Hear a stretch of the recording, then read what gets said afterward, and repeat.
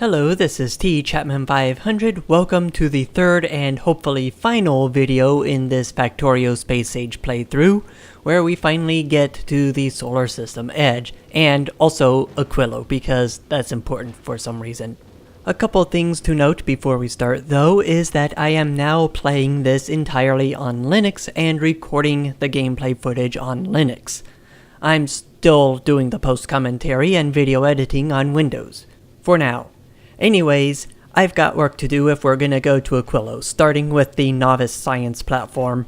Now that tip in the upper right hand corner is the result of playing on Linux and not having any of my progress transferring over. At least not concerning which tips have appeared and which haven't, and which tips have been read and which haven't. Anyways, I have the Nauvis science station accumulating space platform foundation to build this thing. In other news, the Ranger class is being retconned to something else. The Ranger 2 class is the new Ranger class, and this is the new Ranger 2 class. We also now have the Arctic class, which is the ship I'm going to be using to go to Aquilo. Its blueprint is so big that I have to build it in stages. And of course, every time I stamp down the blueprint to build more of the ship, I have to reload all of the requests. But surely the Arctic won't give me any trouble after that, right? Why is the blueprint being cut off the moment I stamp it down even a thing? The Arctic will take a while to build, so I'm gonna figure out why Volcanus isn't giving me the throughput that I need even though it has unlimited resources. This certainly explains why Volcanus can't do any science. There, fixed. Why are these silos taking so long to build? Because I don't have enough spaghetti, obviously. Now to fix Fogora. I have 2 rocket silos on Fogora, and well, that's just not gonna cut it. Neither is that tiny little island that those rocket silos are on. Here's a decently sized island on which I can build a large factory to support Aquilo with. It's not like the Arctic is gonna be ready to go before I finish building this. Gleba is having throughput problems with those circuits, so I'm sending the Ranger to Volcanus to pick up circuits to drop off at Gleba. Surely just treating the symptom rather than the cause won't come back to bite me later on. By the way, here's my new Fogora factory coming into view now. Surely I'll be able to keep all 10 of those rocket silos fed continually. Also, I finally solved Volcanus' oil shortage. At least until the coal runs out. Here's the new module production setup. I have identical setups on all of the other inner planets. And here's heat pipe production for Aquilo. I was forced to add 2 beacons here because the first one sped up the mining drills and thus increased power output of the mining drills. Gleba now has the majority of its rocket silos built. Finally. Not only that, but it's also supplying the Arctic with some materials. The Arctic, by the way, is powered by nuclear fission, which is going to provide a whole lot more power than solar ever will. I'm going to take some extra batteries with me to Aquilo. I already know that I won't need any weapons or shields, so I'm just leaving them here. With everything packed up on the Arctic, it's finally time to board the Arctic and depart to Aquilo. The Arctic will automatically depart the moment we step aboard. The Arctic is so big that the phase transition is a little bit jarring, to say the least. I also didn't notice it at all while playing. By the way, it actually took 2 attempts to load the Arctic because every time it arrived at a planet, it started unloading. We really need a system to choose which items the ship is or is not allowed to unload. We'll talk about the Arctic's defenses later. In the meantime, take a look at this inventory. Aquilo has no resources, so we have to bring all of the resources with us. Also, remember in the last video where I said that big asteroids have a flat 2,000 damage reduction? Well, it turns out that 2,000 damage reduction is physical damage, not explosive damage. Gun turrets do physical damage, rocket turrets do explosive damage. Even with stronger explosives level 10, it still takes 3 rockets just to destroy 1 big asteroid. I have filters set on the turrets so that the rocket turrets take care of the big asteroids, the gun turrets take care of the medium asteroids, and the laser turrets take care of the small asteroids. While we're en route to Aquilo, I might as well start picking the items to be dropped off to the surface first. I intend to send things down in stages, with the first stage being myself and a few starting supplies. Once I build the cargo landing pad and the cargo bays, I'll send everything else down in 1 or 2 more stages. One of the things that we will not need on Aquilo? Repair packs. By the way, did I mention that the Arctic is fast? Did you also spot my scheduling mistake for the Arctic? Rule number 1 of going to Aquilo is that Murphy's Law hits 10 times harder here.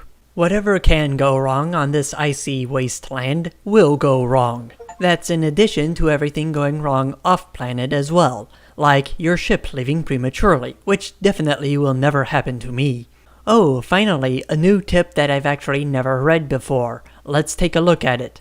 Actually, you can pause the video and take a look at it for yourself.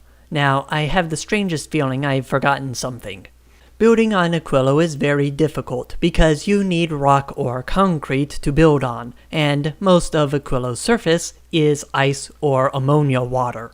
They also contain lithium, ice, and ice foundation. The next trigger tech involves smelting the lithium into lithium plates. This will unlock the cryogenic plant, which is needed for cryogenic science. There's rock underneath that snow for the most part, and we can put our stuff down on rock. We can't put our stuff down on ice. Oh look, the Arctic took off without me. I'll have to remedy that. For some strange reason, the Arctic needs to be in orbit around Aquilo in order to drop stuff down to Aquilo. Well, now I have my bots, my concrete, and my heat pipes. What could possibly go wrong? Not all snow contains rock underneath. Some of it contains ice. And most things simply can't be built on ice. Oops. And apparently we can't do any force building until we first lay down concrete. I really should not be this picky about conserving concrete. What do you mean there's different types of ice that I have to contend with? And I have to manually concrete them before I can use force build on all the types of ice that are on Aquilo? Time to send down more supplies from the Arctic. Like, all of them. Oops. Fortunately, I've taken into account the possibility of the Arctic needing to refuel its nuclear reactors. Though this was not intended to be because I accidentally dropped the entire fuel supply down to the surface of the planet. Remember those extra batteries I brought with me from Vogora? Well, the reason I brought so many is because on Aquilo, robots drain their internal batteries 5 times faster than they do on any other planet. Fortunately, it's still faster to clear out all these rocks by robot than it is to clear them by hand.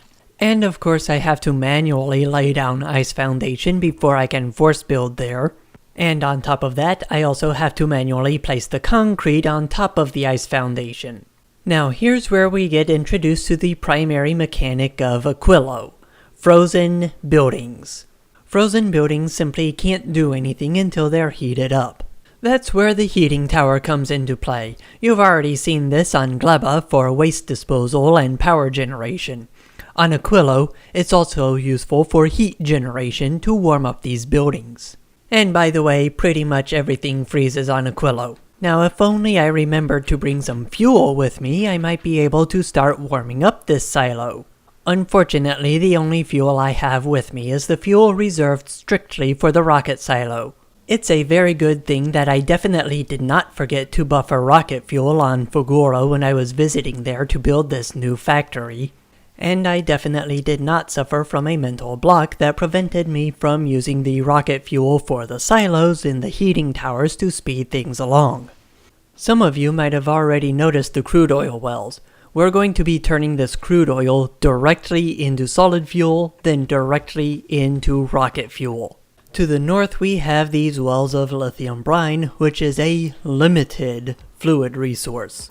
I think I may have slightly overestimated how much rocket fuel I really need to keep the base warm and powered. Here's a neurotoxin vent. I mean a fluorine vent. Fluorine actually is a neurotoxin, by the way. In Factorio, however, it's not used as a weapon. I'm sure GLaDOS would like to get access to it. These oceans, by the way, are made of a mixture of ammonia and water. It's called ammoniacal solution, I think, and we can just use a regular offshore pump to get it out of the oceans. We will use regular offshore pumps to separate the ammonia from the ice. That is, after we can thaw the machines. Gleba is a slow start even if you do know how to prepare. The main challenge of Aquilo is routing all of the heat pipes needed to keep everything warm, from belts, to pipes, to buildings, to inserters, everything. Almost everything.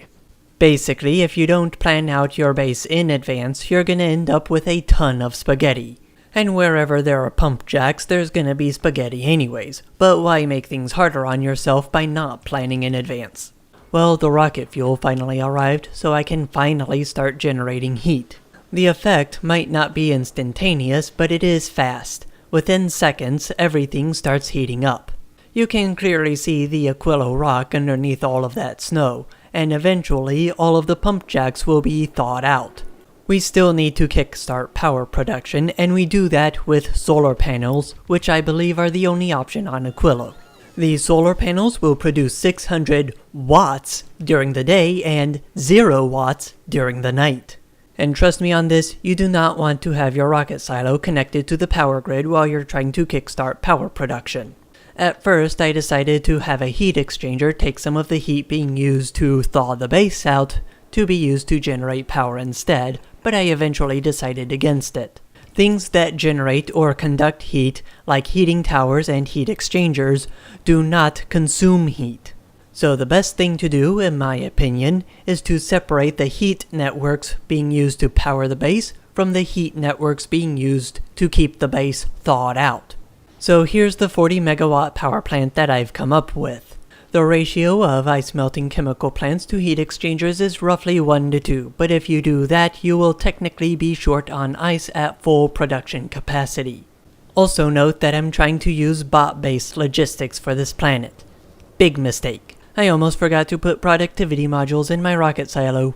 Kickstarting power production on Aquilo is very slow, but once it gets going, you better hope it stays going. Speaking of which, power's online. And now we have the rocket silo and pump jacks connected to the power grid. Oh, look, frozen pipes that I missed. Now I have a roboport down, but I'm about to learn the real implications of 5 times power drain. And I'm out of ice platform. This is gonna take a while. It's not a good idea to save on fuel for the heating towers that are keeping the base warm, but it is a good idea to save on fuel for the heating towers that are providing electricity to the base. So this decider combinator will only enable the inserter if the heating tower is less than 550 degrees Celsius and has less than 1 unit of rocket fuel in it. Now that we have power, it's time to smelt the lithium into lithium plates. This will unlock the ability to make the cryogenic plant, which we need to make the cryogenic science packs. The cryogenic plant, by the way, requires refined concrete. Guess what I did not bring with me on board the Arctic? That's nothing a quick trip to Fulgora can't fix.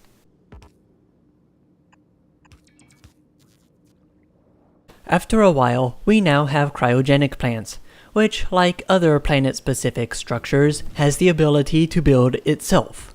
That is, we can use cryogenic plants to craft more cryogenic plants. Unlike other planet-specific structures, the cryogenic plant has no built-in productivity bonus. It will take 25 cryogenic plants to produce 150 cryogenic science packs per minute, or 30 cryogenic plants to produce 180 science packs per minute. Guess which number I'm going for? Does anyone want to take a guess at how many module slots the cryogenic plant has? If you guessed 8, then you are correct. We now have a new challenge. We need fluoroketone as coolant and as part of the cryogenic science pack. The hot fluoroketone is a byproduct of the production and needs to be cooled back down and fed back into the input. In the case of cryogenic science, some of the fluoroketone is actually consumed, which means we need a continuous supply of it. We need that fluorine gas to produce fluoroketone, which needs a pump jack to pump it out of the oceans. Guess what I don't have enough of? I'll just send the Arctic to Vulcanus to get some. By the way, Aquilo has no iron, copper, stone, or coal, so get used to importing everything you need. It's definitely a good thing I did not forget to automate pump jack production on Vulcanus. While I'm waiting, I might as well make more room in the cargo hub for more stuff. For some reason, I decided it would be a good idea to have only one pump jack producing all of the fluorine needed to produce the fluoroketone. Might as well expand ice platform production while we're waiting. Actually, the ice platform is exactly what we are waiting on. It'll be a while before we can start researching with the cryogenic science pack, so I might as well just queue up the research while we're waiting for the previous research to finish. Completing the Aquilo tech tree takes exactly 19,500 science packs. That is, of course, assuming that floating point rounding errors don't cause the research packs to come one tick short of completing all of the research. And Aquilo has run out of heat pipes. One of the problems I'm having with the ice platform is the fact that the ammonia keeps backing up in the pipes, stopping the entire system. And I'm also tired of having to manually flush all of the pipes every 10 seconds. I'll warn you in advance, however, that my solution to this problem is going to cause a little bit of flickering. This decider combinator will read the contents of the cryogenic plant, and if the amount of ammonia in the cryogenic plant is under a certain level, then it'll toggle the recipe on. Otherwise, it'll toggle the recipe off. The recipe's about to start changing about 10 times per second. And here's the exact logic behind it. It's essentially just a NOT gate. If the cryogenic plant has fluid in it, clear the recipe. If it doesn't have fluid in it, set the recipe. And the pump going into the cryo plant is just to make sure the ammonia can't be pushed back into the system. Now, because the flickering agitates me, and because I don't want the entire system to be drained of ammonia, I'm gonna have the decider combinator monitor a fluid tank. Thanks to Factorio 2.0, we can have the same signal on different wires separated from each other. I'll adjust the logic so that the flickering only happens when the amount of methane in the tank exceeds 24,000 units. Peace at last. In order to make fluoroketone, I need lithium. I also need solid fuel, which I can make in a cryogenic plant combining crude oil with ammonia. And with that, we are one step closer to not needing any more rocket fuel deliveries. The rocket fuel can also be made in a chemical plant by combining ammonia, solid fuel, and water. We're no longer going to use rocket fuel in the heating towers. From now on, it's going to be solid fuel all the way. There's the lithium plates, technically automated. That does it for the lithium brine. Now all I need to do is bring the heat pipes down and then the fluid pipes down. For some reason, my bots aren't able to keep all the heating towers fueled. And I also just discovered that making lithium requires homium plates, which of course I did not anticipate. Oh, Arctic! Let's also fix the supply problem with more roboports. What could possibly go wrong? Oh, that. Fortunately, it doesn't black out my base. This time. Now it's the ice that's clogging up the system. Remember that separating the ammonia and water from the oceans produces ammonia and ice. I already have a system to keep the ammonia from backing up, now I need a system to keep the ice from backing up. I'll just create a few cleverly configured requests to dump all of the excess ice into these recyclers, effectively voiding them. By the way, we have cryogenic science pack production now at a whopping 6 science per minute, if we're being optimistic. Now I'm setting up a system for barreling the fluoroketone. It's not useful right now, but it'll come in handy later on. Much later on. Because the bots are struggling so much keeping the heating towers fed, I figured I'd just do direct insertion of the heating towers keeping the factory warm. The cryogenic plant is fast enough that they can constantly keep the heating towers fueled and provide fuel for the buffer chests at the same time. I definitely did not forget to buffer rocket fuel on Gleba. And since the Arctic can't dump the excess asteroid chunks overboard quickly enough, I'm doubling its capacity to do so. Oh look, another solid fuel plant. I wonder what I could possibly be doing here. Yep, it's another direct insertion heating tower. And I no longer need this one. You'd be surprised how far the heat travels in this game.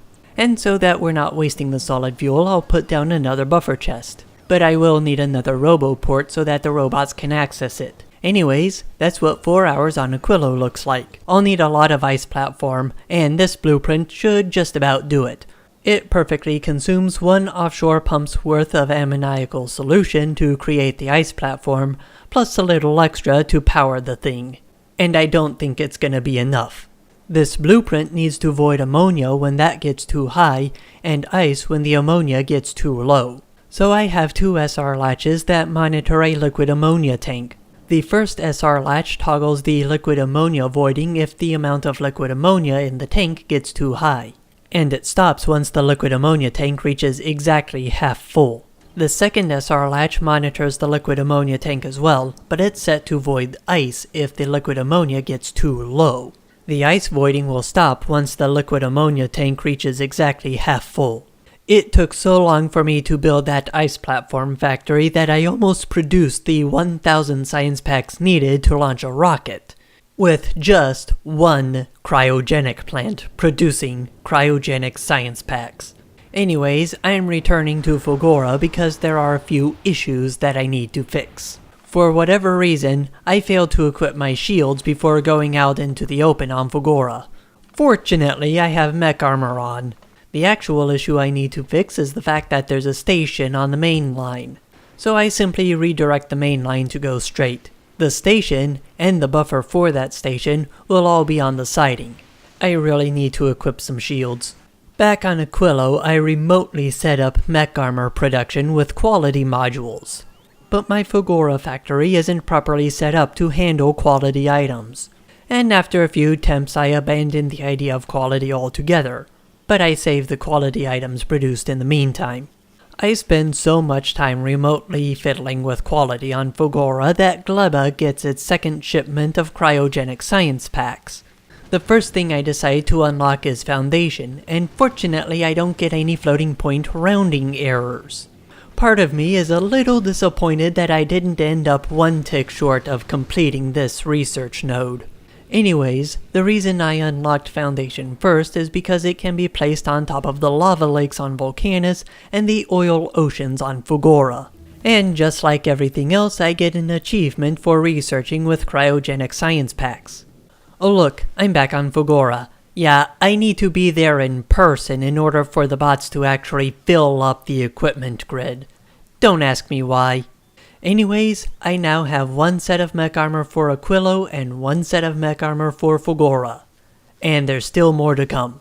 Back on Aquilo, we're finally gonna be putting that ice platform factory to use. Can't forget the Roboport. Because robots are pretty much useless on Aquilo, I have to do a lot of this construction manually.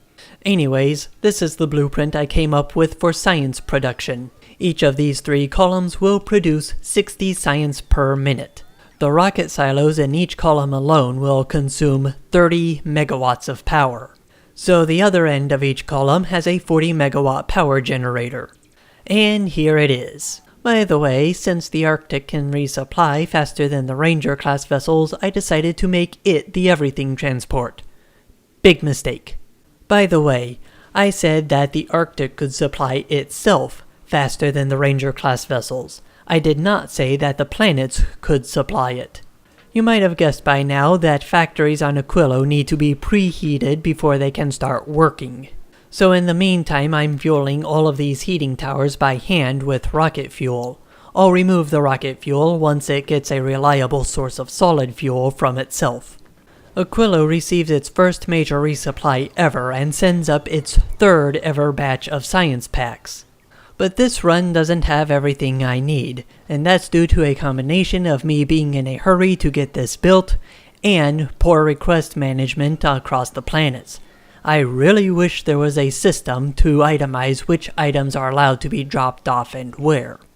Also, to get maximum use of the neighbor bonus that comes with the nuclear reactors, I'm reconfiguring the system that refuels them.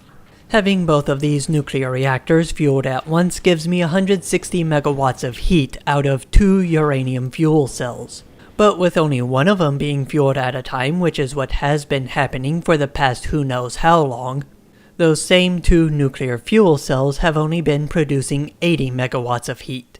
Anyways, time to make use of the new foundation tiles, first on Factorio, then on Vulcanus. And because the barreling recipe item wasn't available as a parameter, I have to manually set it and correct all of the filters. Twice, because I forgot to do it the first time before I copied it over. I clearly did not think these requests through. Anyways, it's time to double Vulcanus' rocket production capabilities. Why am I building more mining drills on the calcite patch? At least you can't go wrong putting efficiency modules in everything. I also need a lot more copper, but having extra iron too won't hurt. I could have probably picked a better spot for the charging stations though. We aren't producing enough green circuits, but at the same time we're saturating this green belt, so it's time to start stacking it. Now we can expand it, except for the fact that the yellow science is in the way. I'm also gonna stack the iron and copper belts. Well, now the labs are in the way. One move of the labs later, I can finally extend out the circuit factory. At least until I run into the yellow science again. I really should move yellow science to the other side of the factory. Anyways, I have fixed the bottleneck with the yellow science. I also may or may not have deleted a few cliffs and rocks as well. If you notice a lot less graininess to the video now than what we had before, it's because I upped the bitrate and made a couple of other adjustments. You're welcome. I made this RoboPort blueprint while waiting for Arctic to return to Aquilo. It's going to allow me to expand the RoboPort network across these oil oceans, as well as the electrical network. It's too bad that we have bottlenecks all over the Nauvis system, because this is going to be a very slow process. I have a different purpose in mind for the foundation usage on Volcanus. Pro tip, when the foundation is bottlenecked, only do one lane at a time. And don't even try to build undergrounds through the lava like what I'm doing here. It won't work. Back on Aquilo, I'm continuing to slowly build up my science factory. I believe the bottleneck right now is the fact that I only have one ship capable of traveling to and from Aquilo. But never mind that, because we now have a full rocket load of cryogenic science packs from the science factory. Well, sort of. I still need to first automate production of cryogenic plants and convert this factory into a belt-based factory. By the way, take note of the current technology being researched. The next item on the priority list is quantum processors. They are required for railguns and fusion reactors, which I desperately want. You might also notice that I'm researching railguns. You might have also noticed the ingredient list for the quantum processor. Also note the fusion power cells in my inventory. So the Arctic is stuck at Volcanus waiting for tungsten. I better check to see what's going on here. Oh right, I have to connect up the new belt and tear out the old belt. Well, that shouldn't be a problem, and I can do pretty much everything remotely on Volcanus now, so long as the RoboPorts don't lose power. I might as well fully cover this tungsten patch while I'm at it. After a while, the Arctic finally returned to Aquilo and I was able to complete this science build. And now we're making quantum processors. We're gonna need thousands of these just to upgrade the portable fission reactors to portable fusion reactors. Portable fusion reactors take up the same space as portable fission reactors, but produce more than 3 times the amount of power. Each of my mech suits will have 2 of them. Oh look, railgun research is complete. The railgun is required if you want to get to the solar system edge, but what we're interested in is the portable railgun, at least for now.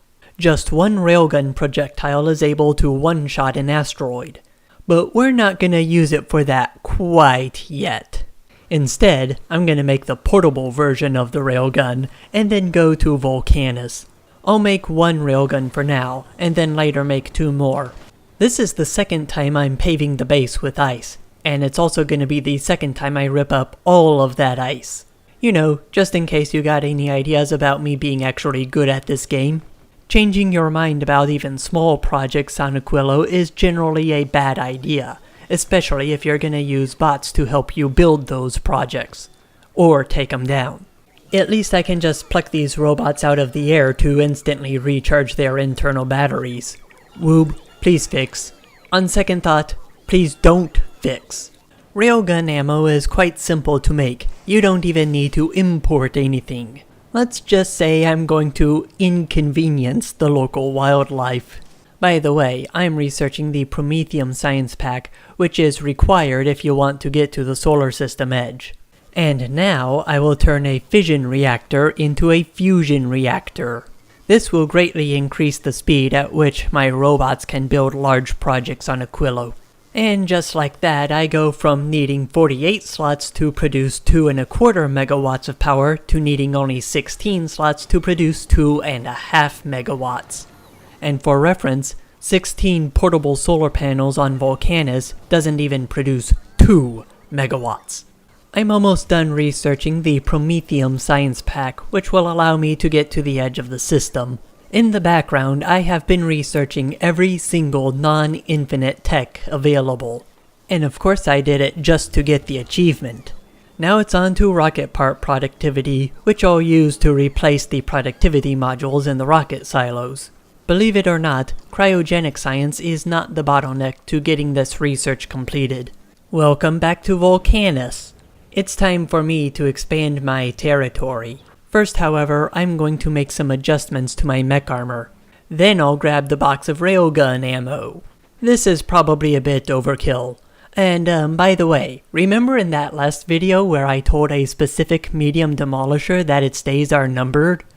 Well, killing a medium demolisher is quite easy so long as your heart doesn't start racing. All you have to do is walk up right behind them, put your cursor over the midpoint of their body, and fire.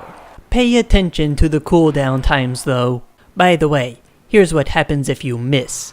You might want to keep an escape route available. Here's a big demolisher.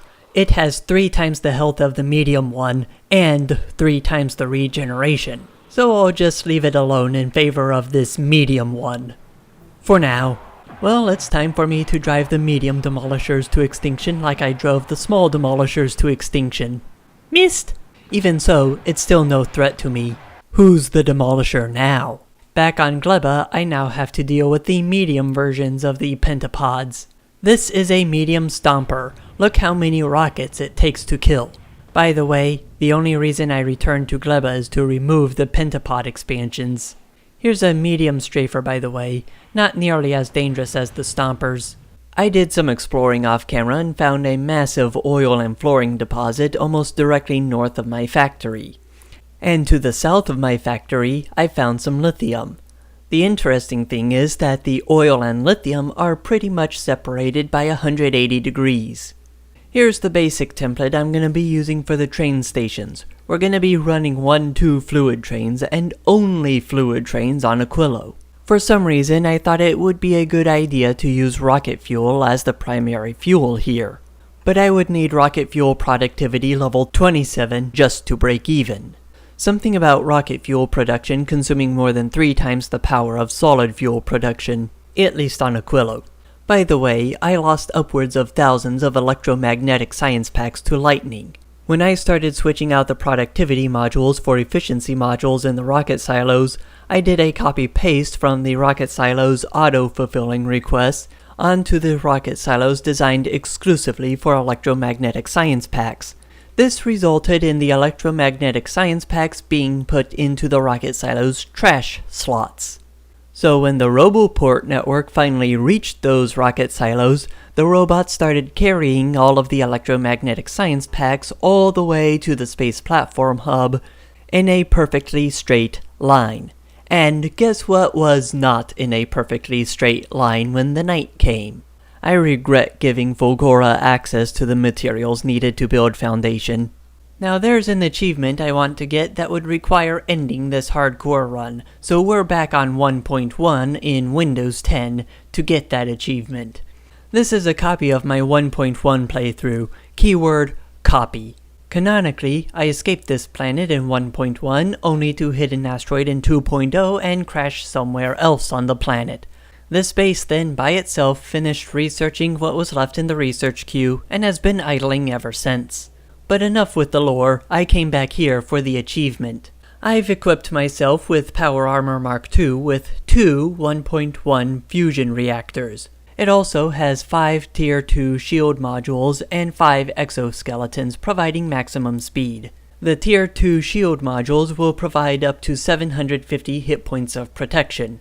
The first achievement I'm after is called Golem, which requires you to survive a hit of 500 damage or more. And there's only one thing in this game that can deal that much damage in one hit. The second achievement is called Watch Your Step, and getting it ends a 0 death run. Note that it requires you to get hit specifically by the locomotive. Now back to 2.0 so that I can finally end this series. Now I've been doing a lot of stuff off camera, including getting this rail network online on Aquilo. This network uses the train interrupt mechanic, which, could use some work. Train interrupts add a temporary stop to the list based on a few criteria. For the fuel stop, the condition is if the locomotive is low on fuel. When a locomotive is running low on fuel, it'll go to the fuel depot until it's fully refueled. The checkbox to allow interrupting other interrupts allows the fuel stop to take top priority. In theory. The next interrupt tells the train to go to the depot if there's no space available in any of the other train stops. I have found through experimentation and YouTube videos that the best departure condition is just to wait 5 seconds to reevaluate if there's a station available. I also made it so that the depot stop requires the train to be empty before it'll trigger. The depot stop is marked as interrupting other interrupts, which I believe means it conflicts with the fuel interrupt. The final interrupt is the drop-off interrupt, and it's the only interrupt that's not marked as being able to interrupt other interrupts. Once a train has been filled up with a specific fluid, it then goes to a train stop marked with the fluid that it's been filled up with. I should just rename all of the pickup stations to simply pickup because the fluid parameter does nothing. However, the fluid parameter does do something on the drop-off stations because it replaces the fluid parameter with the fluid that the train has. By the way, I found that if I reduce the contrast to minimum, I have a much better time telling which areas are covered by radars and which areas are explored and which areas are not explored. I'm thinking about doing something similar with Volcanus. And no, I'm not going to put a radar over the depot. Speaking of which, I need to figure out why those trains are there. By the way, the radar at the fluorine station has uncovered another well of lithium. I might need to expand to there just for the throughput. Anyways, the train that's blocking half the depot stations is just waiting for an open slot. One will open up soon enough. I hope. For some reason, the oil trains all seem to be stuck, and it's because of this old version of the interrupt that never worked. Deleting the broken stop is all it takes to get it unstuck. And by the way, that actually cleared the depot. I discovered that I can combine the Tier 3 speed module with 3 Tier 3 efficiency modules and still get the 80% reduction in power consumption. Back at the train depot, I need to make sure I at least have one depot open for every drop-off station. This will make it impossible to deadlock. Wait a minute, why are you here? Oh, you have the broken stop. Well, I can fix that. Oh, and now it's stopped due to something else. Well, I guess it's time to flush the fluorine tanks at my main base. What are you doing? This isn't my main base. Looks like I'm increasing the throughput of the lithium expansion. Here's an interesting fact about the lithium wells. Even with my level of mining productivity and 2 Tier 3 speed modules, each of these lithium vents gives me 4.6 units per second. In order to match the maximum throughput of the pumps loading the lithium into the trains, I would need about 1,600 pump jacks. Spoiler alert, I don't think those 2 lithium expansions, combined, have that many wells available. Why are you trying to get efficiency modules from Nauvis? The efficiency modules are on Gleba. By the way, my radar coverage on Volcanus shows basically the borders of the medium demolisher territories. Here's a much better view of the extents of the medium demolisher territories. Oh look, I'm finally getting around to flushing the fluorine from my main base. For probably the 20th time. It sure is a good thing that Factorio doesn't simulate the effects of chemical contamination in the various factory processes. By the way, I can confirm that the train that just left the fluorine drop-off is going to the lithium pickup. And the fluorine train that was at the depot is now coming to the fluorine drop-off. It should be pretty much impossible for the system to deadlock now. In theory. Believe it or not, green science is now the bottleneck, so I figure it's about time we rectify that problem. I may, eventually, turn this into a megabase. Right now, I just need the science to flow. I also want to be able to bring this series to a close. These 2 cryogenic plants will build fusion reactors and fusion generators. And I still need to blueprint my endgame ship, which I haven't done. I suppose it doesn't help that I've got the inserters flipped. By the way, did I mention I now have 2 Arctic-class vessels? The second one is called the Polar Express. Guess which one I'm gonna use as my transport throughout the inner Nauvis system. I'm returning to Factorio because in order to get the achievement, I need to manually put a quality module into a machine. And now it's done. I also need to remove the quality module because it's going to consume power. The other thing I'm going to do is make a bunch of mech armor loadouts, 1 or 2 for each of the inner planets. I'm also trying to figure out why Scout and Explorer aren't going to Factorio to resupply on electromagnetic science packs. Spoiler alert, it's the green wire. For some reason I decided it would also be a good idea to start sending biter eggs and fish to Gleba. This will prove to be just a huge waste of time. And now we're headed to Nauvis on board the Polar Express. Looking back on it, I can see that this is just a big waste of time. Nauvis is the bottleneck because I built my science station incorrectly, so it's not getting the calcite that it needs to make the iron. And because I'm getting all of the materials I need from all of the other planets, Nauvis is quite literally irrelevant to this playthrough now. This is really only the second time I've returned to Nauvis, which I really shouldn't have. By doing this, not only am I making Nauvis not irrelevant, I'm also making it a liability. Here's another achievement, 100 combat robots following you at once. For some reason I thought it would be a good idea to do this when I have a nest in my base.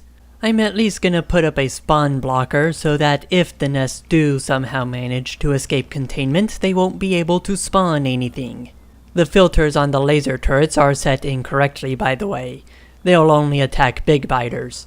After a while I took the Polar Express to Vulcanus and detonated an atomic bomb. That gives me an achievement and an elliptical shaped crater in the ground. Now for the next achievement. This is a big demolisher and I want to make sure I have an escape path if I'm not able to kill it.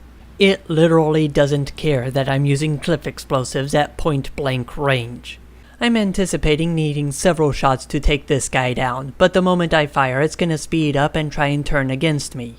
You might also notice that the mech suit can't fly right now, hence the need to clear out all those cliffs, which, by the way, I think I'll take that escape route now. I'm researching railgun shooting speed levels 1 and 2, although that's not gonna be much help because the shooting speed increase is negligible. By the way, in my retreat I got so far away from the demolisher that the game just turned it off. For some reason it doesn't really care about me anymore even though I'm back. Let's see how much a 40% damage increase does. There's 2 and 3. Now to get rid of this marker. I've got just a few more markers to get rid of from back when I was distinguishing between the medium and large demolisher territories, but that'll just be a matter of time. With level 2 damage upgrades, it only takes 2 shots to take out a large demolisher. Anyways, I have my eye on a very specific coal patch and this demolisher is in the way. Was in the way. And just look how big this patch is. I may have gotten a little carried away. This is the second time that this alarm has gone off and this time I get to show you. The Ranger 2 class has a special feature where if the biter eggs are on board the ship for more than 20 minutes, it just dumps them. That being said, make sure they're not more than about 9 minutes old, otherwise when they finally reach a Ranger 2 class vessel, the Ranger 2 class vessel is going bye-bye. Apparently the trail of every demolisher originates from the head, so if you get to the demolisher before the tail gets to where the head was when it started, you don't have to deal with it. So what happens if you're over lava when the effect disables your suit? This happens. You just, land on top of the lava as if nothing's going wrong. That being said, I am stuck now and technically this should have ended my run. Woob, please fix. Yeah, I'm kind of stuck here until the trail effect wears off. Up until this point, I didn't think that the demolisher's trail had any effect on the mech suit when you were over lava.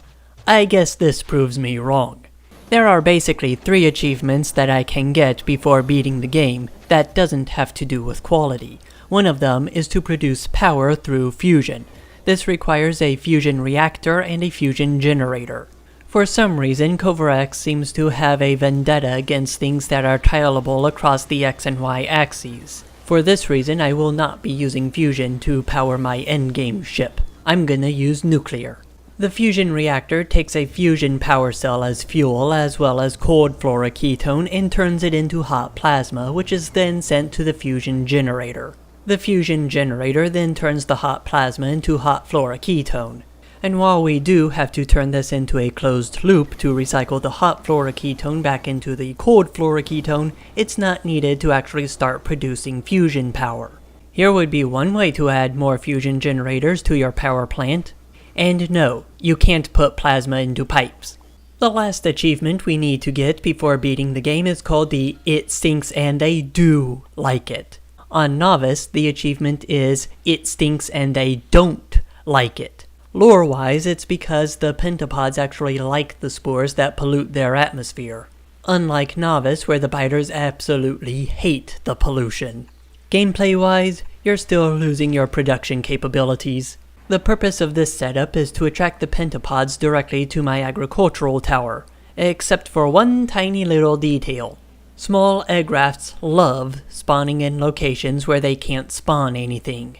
Fortunately, my radars uncovered some egg rafts that can spawn stuff. To speed things up even further, I decided to add another agricultural tower. And before long, the spore cloud starts reaching these egg rafts, which then start absorbing the spores, which then sends off the signal to start the attack.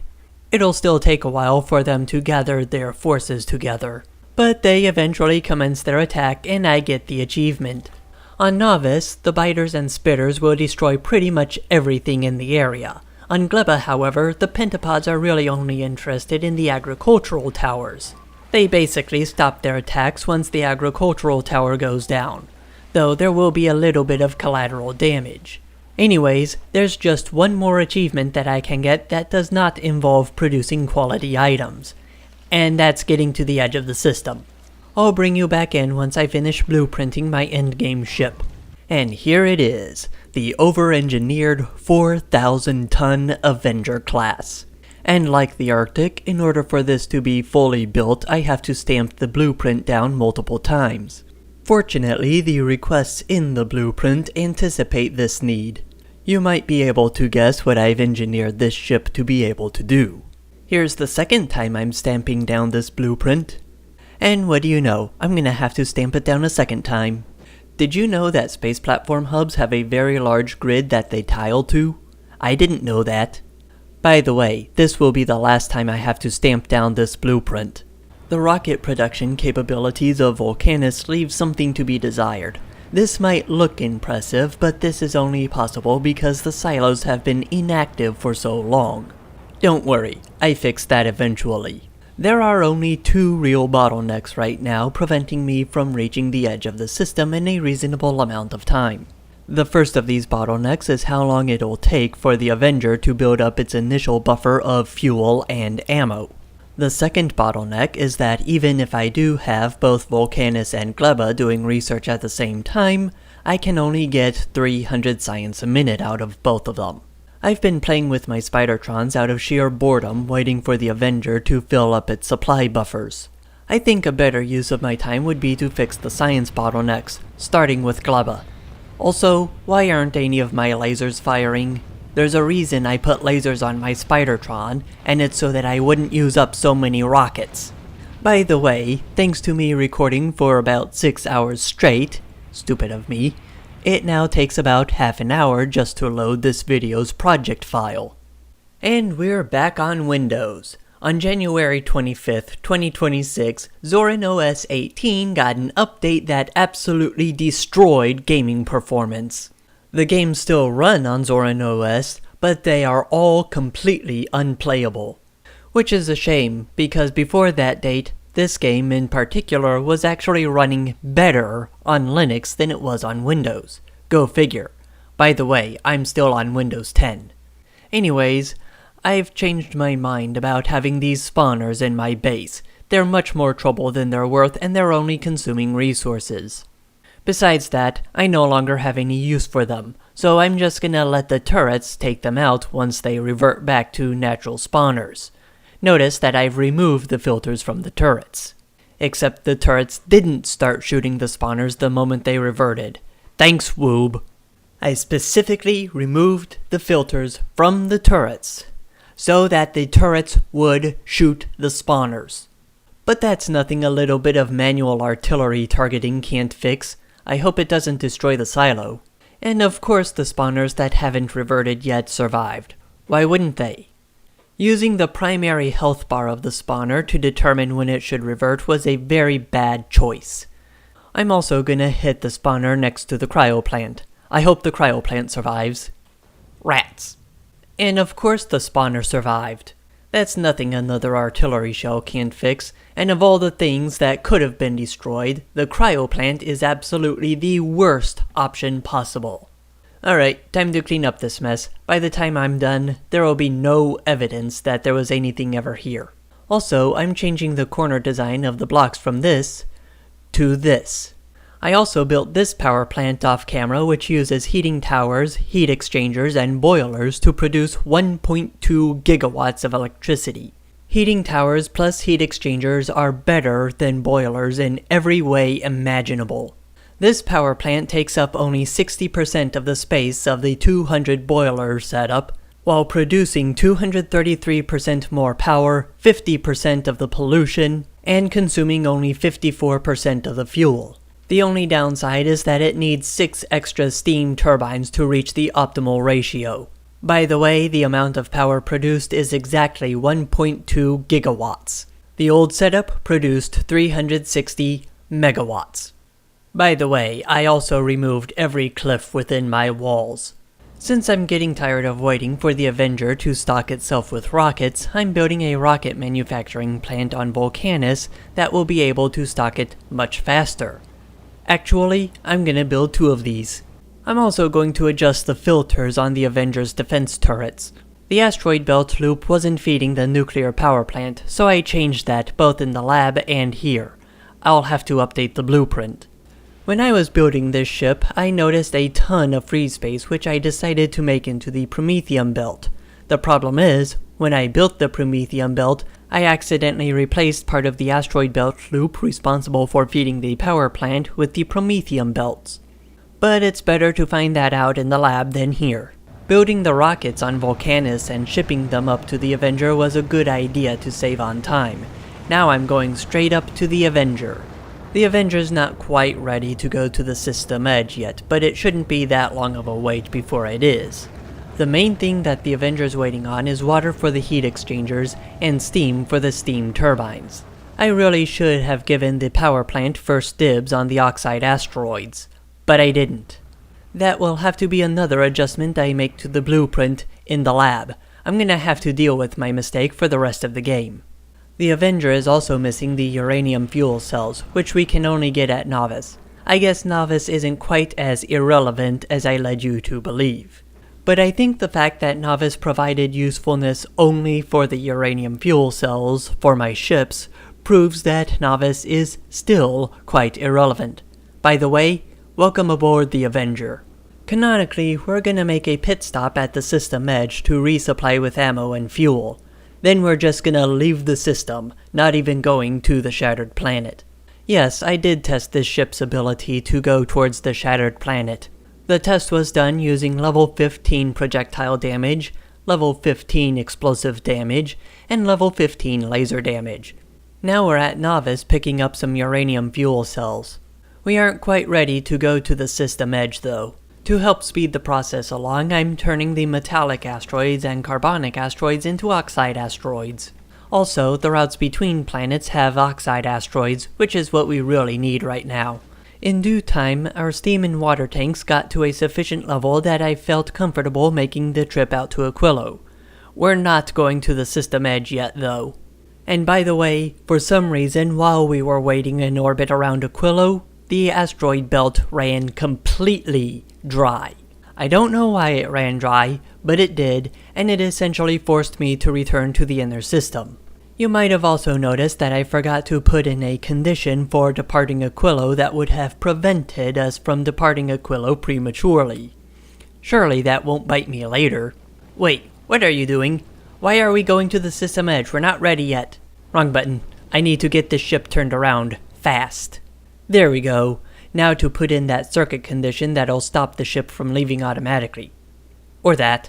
One feature that I think would be nice to have is to be able to read the contents on one side of the belt or the other, and be able to choose which side gets reported on the red wire and which side gets reported on the green wire. I think you can see what I'd use that feature for. Anyways, I believe the Avenger is ready to depart, so let's remove the circuit conditions holding the ship in place and get going. I think I'll just skip ahead until we reach Aquilo. For some reason, I was tinkering with Volcanus when the Avenger suddenly decided to depart Aquilo for the system edge. Oops. Well, at least you didn't miss anything. The trip out to the system edge starts off uneventful, with no new threats besides the big asteroids. The Avenger has circuit conditions on the railguns which causes it to start shooting the big asteroids once we start moving towards or away from the system edge. One issue I have with setting filters through circuit conditions is that we can't set the priorities properly. At least I don't know how to set the order of the priorities through circuit conditions. If it's not in the game already, then it would make an excellent feature.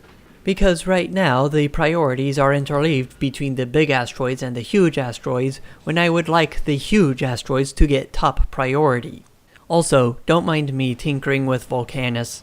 Speaking of which, I've been focused so heavily on getting this video done already that I've neglected my primary channel and a lot of my projects. I also have a bunch of smaller project ideas but haven't done any of them because I was too busy getting this video out. One of the top priorities is going to be finishing Solar Lander's modding update. I also have my own game engine to develop so that I'm not dependent on the Unity engine. There's also Sandbox 2. And I have an idea for a new series on this channel that I want to try out. One that doesn't take so long to produce videos like this Factorio series has. If I decide to make another Factorio video, it's probably just gonna be for the remaining achievements that are not the speedrun achievements, of which I have 8 remaining. So if this isn't the last Factorio video ever on this channel, the next video will be. Oh look, we're right on time to see the huge asteroids start appearing. These asteroids are practically invulnerable to everything except the railguns. It seems that for Space Age, Kovarax decided to abandon the typical Factorio tradition that there are multiple solutions to a problem. I would understand if the huge asteroids had a 50% explosive resistance, but the 99% explosive resistance that they do have makes rocket turrets completely useless against them. It feels like the whole reason that huge asteroids were made near invulnerable to explosives was to force the player to use railguns to be able to beat the game. I'm guessing that it was simply unacceptable to Kovarax to have the game be theoretically possible to beat without railguns. However, I think this was a missed opportunity for another achievement. Specifically an achievement to actually beat the game without using railguns, because even a 50% resistance to explosive damage will require a significant amount of rockets to destroy huge asteroids. I also believe the fact that there's no achievement for reaching the Shattered Planet is a missed opportunity. There really should be an achievement for that, and maybe another achievement to do that without using any quality weapons or collectors. Because Doshington proved that to be entirely possible. However, since I don't plan to do any more Factorio videos, I suppose my opinions don't really matter. One thing I would really like to see changed is when you right-click an object to remove it and there's a blueprint in the way, the thing you want to remove that's in the way of the blueprint takes priority over the blueprinted item itself. Because it really annoys me when I have to manually clear away something from a blueprint to have to be careful not to accidentally select the blueprint item first when things overlap. Also, if you play Factorio 2.0 without Space Age, you won't be able to ride the rocket into space. I believe this change should be reverted so that you could ride the rocket just like you could in 1.1. And I also think that the cargo landing pad should be removed from the base game and available exclusively in the Space Age mod. I also find it unnecessarily restrictive for inserters not to be able to take anything directly out of the cargo bays, especially because you can only have one cargo landing pad per planet. I would also like to see an interrupt priority system for train stops. This way, if we have 2 or more interrupts that are set to be able to interrupt other interrupts, we can at least make sure that lower priority interrupts don't interrupt higher priority interrupts. One thing I would like to see for Factorio 2.1, though this almost certainly will not happen, is to have loaders properly implemented, including filters and circuit conditions. Of course, there's probably already a mod for that. I'll probably look into it once I get those remaining 8 non-speedrun achievements. If I ever get around to that. Also, I'm not completely closed to the idea of making future Factorio videos after I do the one where I get the remaining achievements. It's just that I'm gonna have to be convinced to do them.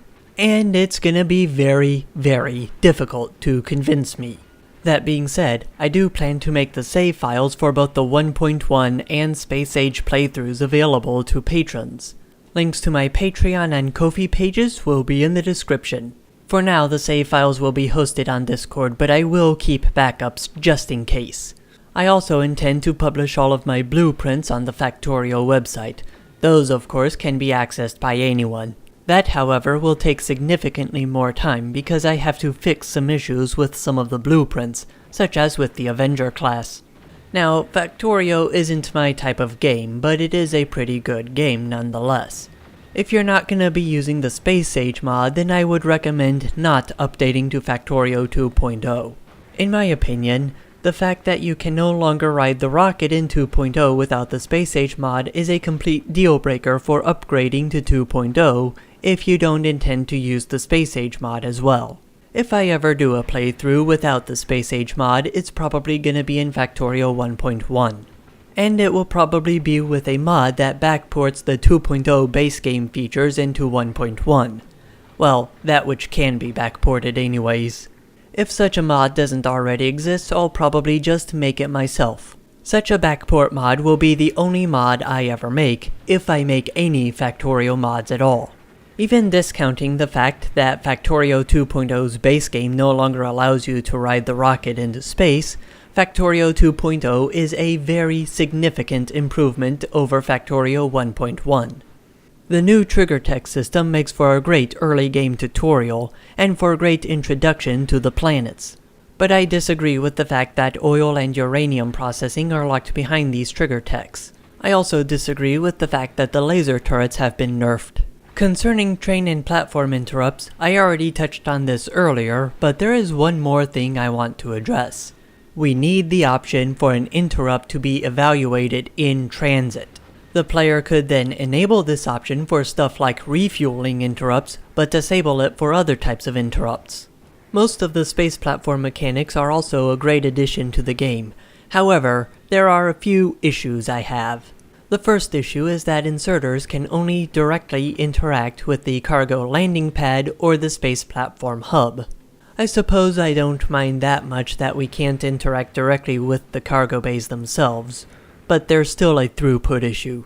Perhaps adding something that's the same size as the platform hub and cargo landing pad that can interact with inserters would be a good addition. And if you're worried about balance, we could make it so that it has to be connected directly to a space platform hub or a cargo landing pad, or connected to a cargo landing pad or platform hub through another building of the same type. For balance reasons, we could also add a limit to the number of these structures connected to a platform hub or cargo landing pad, and even increase this limit with the quality of the cargo landing pad or platform hub. I also think space platforms need to be able to directly interact with each other, especially if they're stopped in orbit around a planet. Speaking of quality, I absolutely hate the quality mechanic. I think it should be removed until something better can take its place. As for what would count as better, I don't know. I probably could have beaten this game in under 200 hours had I not tried to play with the quality mechanic. Overall, I like the challenges brought forth by Space Age. Space itself provides an interesting challenge, and each of the planets provide an interesting challenge. Even though I made Gleba super easy for myself by reducing the evolution to virtually non-existent, and giving myself a relatively large starting area, it was still brutal. And that's all thanks to the spoilage mechanic. As for Aquilo, its heating mechanic was just tedious and time-consuming. especially if you don't take steps to make sure your machines don't refreeze. The presence of the spoilage mechanic along with the cryogenic technologies screams cryogenic storage mechanics. I do have one more complaint about the space platforms, however, and that's the fact that the top speed is basically capped by the width. The wider the platform is, the slower it is regardless of how many engines you put on the thing. And the only way to make the platform faster once you've covered the entire width of the platform in engines is to put engines behind the engines. I hope I don't have to tell you how bad of an idea this is to implement in real life. It's completely unrealistic and really should be counted as a bug that needs fixing. And I guess that just about does it for my post-commentary. We've reached the edge of the system, which gives us an achievement by the way. And if I wanted to, I could probably easily get a time of under 100 hours, but Factorio isn't my type of game, and I want to move on to something else. After clicking confirm, we get the option to upload our save to the Galaxy of Fame. I believe the title and comment fields are optional, but I'm gonna add some anyways. After a couple of minutes of thinking, I finally decided to settle on this. After clicking the upload button, you just have to wait for the progress bar to finish, and then you are presented with this link to your entry in the Galaxy of Fame. The link to my entry will be in the description of this video. Anyways, I hope you enjoyed the video. Don't forget to rate, comment, subscribe, and share, and I will see you in the next video. This is T Chapman 500 signing off.